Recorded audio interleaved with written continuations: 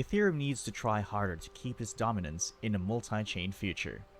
This article was written by Simon Chandler on May 29, 2021 at cryptonews.com/exclusives. Ethereum is not the only smart contract platform in town.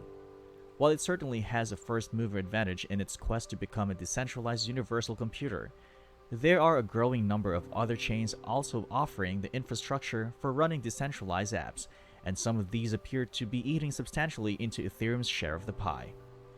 The recent emergence of blockchains such as Binance Smart Chain, Solana, Cardano, Cosmos, Polygon, and Internet Computer raises a question, however.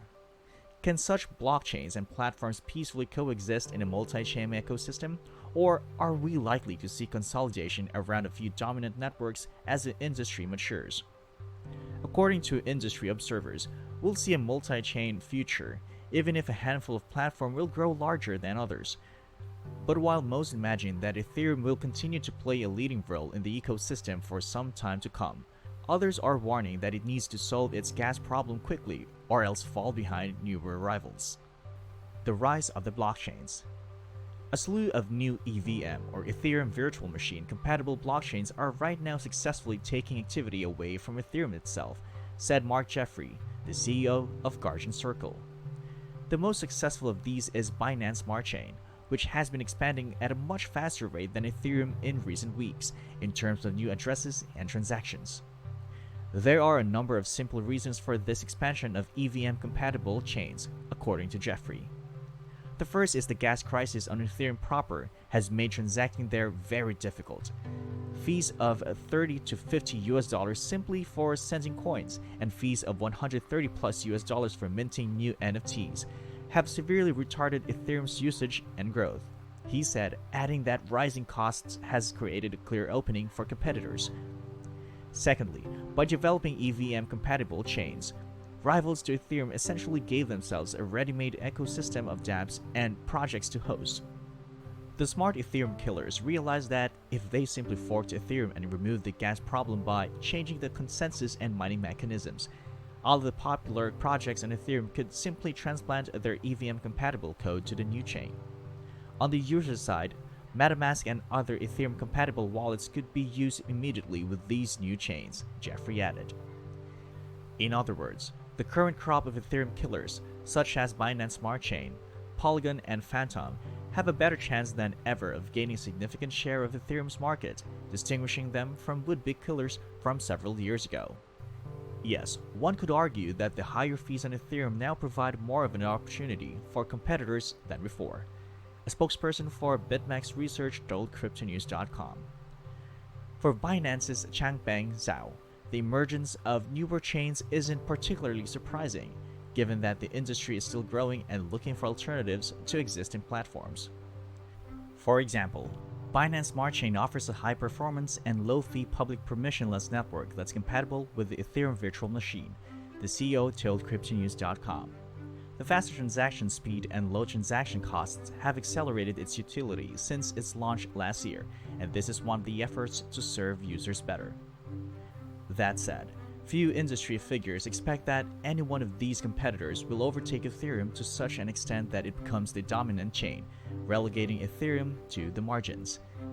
Instead, Peng Tong, the CEO of Tendermint, a core contributor to the Cosmos network, opined that different chains will essentially need to cooperate in order to thrive, developing a kind of symbiosis that enables them to mutually, if indirectly, support each other.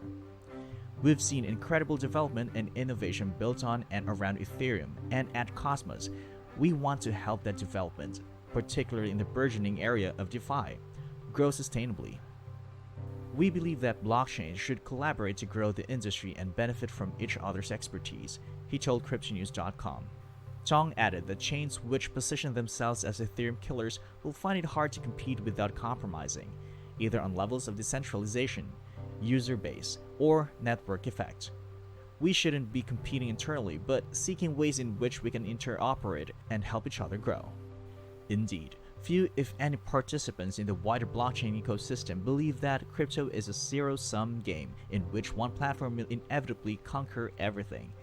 If nothing else, this is because pretty much no chain is currently capable on a technical level to handle every user in crypto. We're seeing from Ethereum's mainframe model that the one blockchain to rule them all approach isn't sustainable at all. The network is already at 99+% capacity, which leads to network congestion and high fees, said Chong. He argues that DeFi applications shouldn't exist exclusively as smart contracts on top of Ethereum. We believe that they should exist as sovereign blockchains in an interconnected ecosystem, which is what Cosmos is all about, he said. Others agree that crypto and blockchain needs to take a more collaborative, coexistence-focused approach. As Mark Jeffrey suggested, compatibility may now be a necessary requirement to survival and success. It's not a zero-sum game. The rule now is that you must be EVM compatible. If you're that, you can compete now. It's best if you can get Multichain.xyz and other utilities to support your chain. It's best if you can get SushiSwap or a clone of it running on your chain quickly and get liquidity providing, farming, and all those things running fast. But even if we assume that crypto will need multiple chains to really thrive and evolve, can we still expect, say, Ethereum to be the leading smart contract platform for the foreseeable future? For Jeffrey, this isn't a given by any means. Ethereum has to solve the gas crisis, and soon. It absolutely has to. This is a MySpace moment for Ethereum. It either solves its severe issues and defends its turf, or it gets left behind as Binance Smart Chain or Polygon drink its milkshake, he told CryptoNews.com.